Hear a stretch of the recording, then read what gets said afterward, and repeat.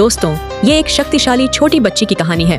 वो सबसे शानदार और बेहतरीन कुंग-फू मास्टर्स से लड़ने जाती है।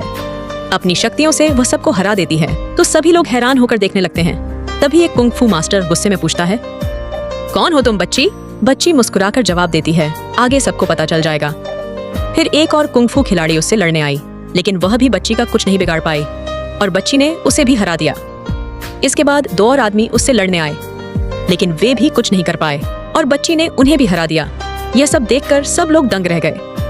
तभी वहां का राजा गुस्से से भर गया, क्योंकि सभी कुंग-फू मास्टर्स उसके ही थे, इसलिए उसे बहुत शर्मिंदगी महसूस हुई।